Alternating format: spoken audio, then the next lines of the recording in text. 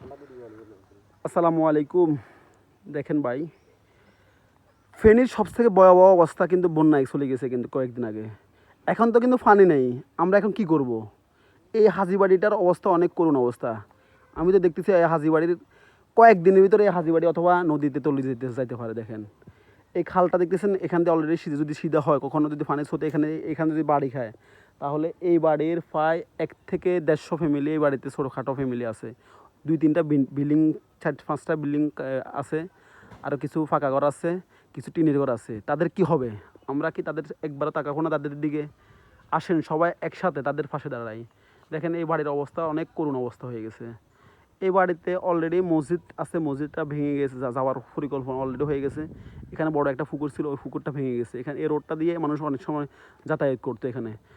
Already এই বাড়িটার অবস্থা করুণ অবস্থা। আমরা সবাই যারা দেখবো এই ভিডিওটা, পানি উন্নয়ন বোর্ড থেকে শুরু করে যারা বিভিন্ন সংস্থার কাজ করেন বড় বড়, তাদের কাছে আমরা একটাই দাবি, এই বাড়ির দিকে সবাই তাকান। আমি এই বাড়ির লোকেশনটা বলতেছি, ফেনী জেলা লেমু ইউনিয়নের ভিতরে নেয়ামতপুর মীরগঞ্জর মাঝখানে এই বাড়িটা হয়, হাজিবাড়ি।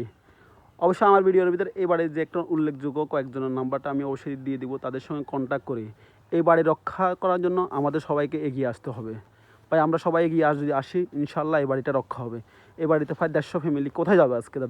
তাদের ঘর বাড়ি যদি সবগুলো চলে যায়, তাহলে তো যাওয়ার মতন কোনো আশ্রয় নেই এখানে।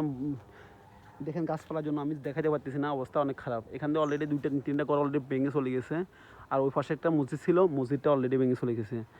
এখানে মানুষ যাওয়ার মতন কোনো জায়গা না। দেখেন অবস্থা কোথায় যায়।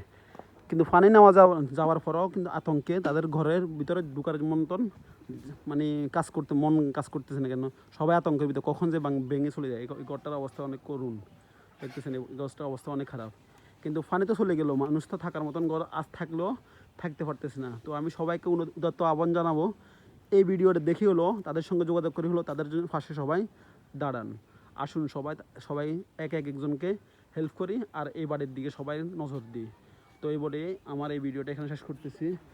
আর এই বাড়িতে ঢুকার মতন একটাই রাস্তা আছে, যদি এখানে ভেঙে এই রাস্তাটা যদি নদীর অল্প একটু জায়গা আছে, দেখেন এই বাড়ি প্রায় 150 ফ্যামিলি ভিতরে থাকে। এই বাড়ি ঢুকানোর জন্য এই রাস্তাটাই সবাই ইউজ করে। আর দেখেন এখানে নদী, আর এই বাড়ির রাস্তা রয়েছে এখানে। এখন যদি এই বাড়িটা যদি সবাই রক্ষা না করি, তাহলে অবস্থা কী হবে সবাই জানেন, ভয়াবহ অবস্থা হবে। 150 ফ্যামিলি স্থানের জায়গা কোনো জায়গায় দেখতেছি না, কিন্তু সবাই ভিডিওটা দেখে অবশ্য তাদের সঙ্গে যোগাযোগ করে এই বাড়ি নিয়ে একটু চিন্তা ফিকির সবাই করুন। অবশ্যই ভিডিওটা বেশি বেশি করে শেয়ার করবেন।